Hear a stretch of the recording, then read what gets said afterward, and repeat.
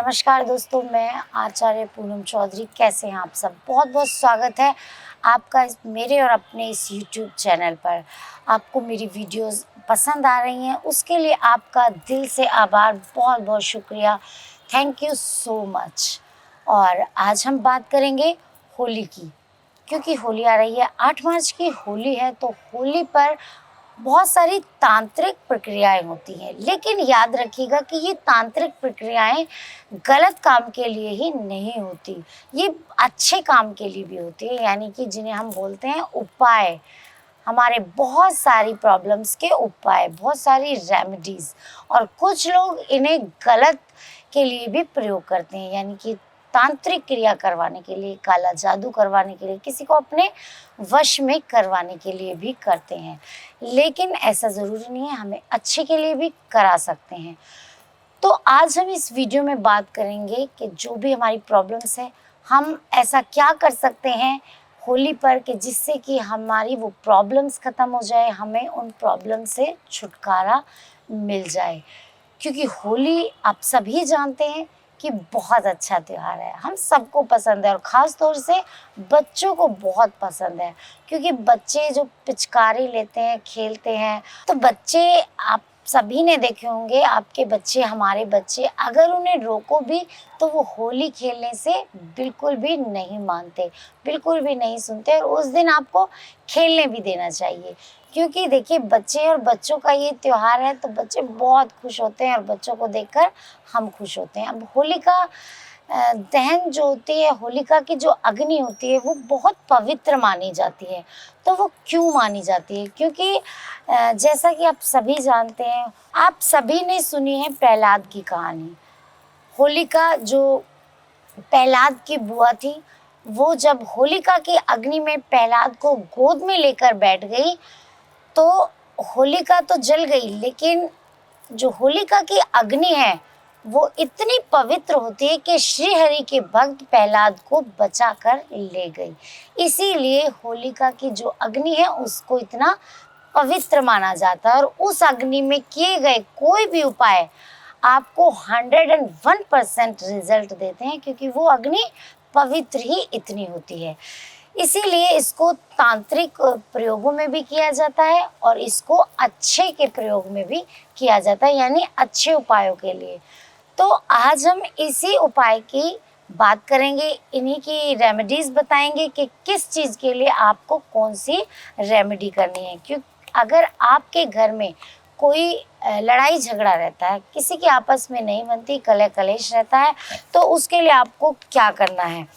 आपको करना है, जब होलिका जल रही हो तो उसकी अग्नि में आटा और जौ चढ़ाएं, जिससे कि आपके घर में जो कलह कलेश है वो शांत हो जाएगा। आपस में आपके विचार भी मिलेंगे। अगले ही दिन से, हो सकता है कि अगले ही दिन से आपका लड़ाई झगड़ा खत्म हो जाए, आपके घर की नकारात्मकता खत्म हो जाए। केवल और केवल आपको होलिका की अग्नि में आटा और जौ चढ़ाने हैं। इसीलिए आपने देखा भी होगा, जगह जगह पर जौ के बाल बिकते हैं, जिन्हें जौ के बाल बोला जाता है, जिन पे गेहूँ आते हैं, और आटा बिकता है, वो भी आप चढ़ा सकते हैं। अब दूसरे उपाय की बात करते हैं। अगर आपको बिजनेस में प्रॉफिट नहीं हो रहा, अगर आपको रात दिन नुकसान होता जा रहा है, तो उसके लिए, अगर आपको बिजनेस में प्रॉफिट चाहिए, तो उसके लिए आपको क्या करना है? होली के दिन पीले कपड़े में काली हल्दी, 11 गोमती चक्र और 1 सिक्का, इसको काले कपड़े में बांधकर होली की अग्नि में 11 बार आपको परिक्रमा करनी है, और 108 बार मंत्र का जाप करते हुए उस अग्नि में प्रवाहित कर देना है। अगर आपकी तबीयत खराब रहती है, कोई आपको प्रॉब्लम चल रही है, कोई सर्वाइकल है, माइग्रेन है, फीवर है, या कोई बड़ी बीमारी है, तो उसके सुधार के लिए आपको होलिका की अग्नि में क्या डालना है, क्या ऐसा उपाय करना है जिससे कि आपकी सेहत ठीक रहने लगे। आप बहुत सुस्त रहते हैं, बिल्कुल आपके अंदर एनर्जी नहीं रहती, तो उसके लिए आपको करना है, होलिका दहन के बाद थोड़ी सी बची हुई राख को अपने घर लेकर आएं, और उस भभूति को किसी कागज में बांध कर अपने तकिए के नीचे रखें। अगर आप ऐसा करते हैं तो आपकी जो सेहत है वो ठीक रहने लगेगी। धीरे धीरे करके बहुत अच्छी आपकी सेहत हो जाएगी, बहुत एनर्जेटिक आप हो जाएंगे।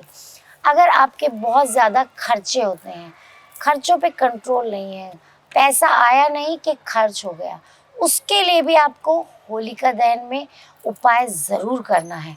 और उसके लिए आपको क्या करना है, होलिका दहन के बाद बची हुई राख को आपको एक लाल कपड़े में बांधकर अपने पर्स में रख लेना है।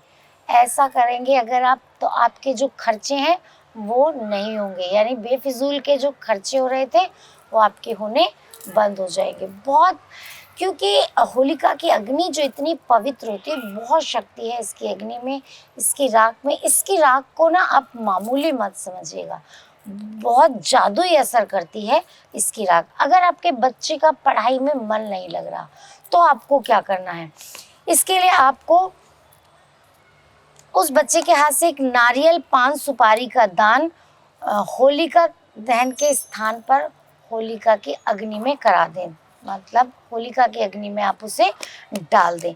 इससे आपके बच्चे का मन पढ़ाई में ज़रूर लगेगा। बच्चे आलसी हैं, पढ़ते नहीं या खेलने के नाम पे खेलते हैं और पढ़ाई के टाइम उनका मन नहीं लगता, तो ये आप ज़रूर बच्चे से करवाएं, उसका पढ़ाई में मन लगने लगेगा। अगर आपके घर में कोई वास्तु दोष है और आपको पता नहीं, हो सकता है आपको वास्तु दोष की जानकारी ना हो और वास्तु दोष है और उसके कारण आपको कोई भी प्रॉब्लम आ रही है, उसके कारण आपको पैसे की भी आ सकती है, सेहत की भी आ सकती है, या किसी भी तरह की प्रॉब्लम आपको अगर आ रही है, तो आपको ये करना है होलिका दहन के अगले दिन, यानी जिस दिन रंग वाली होली होती है।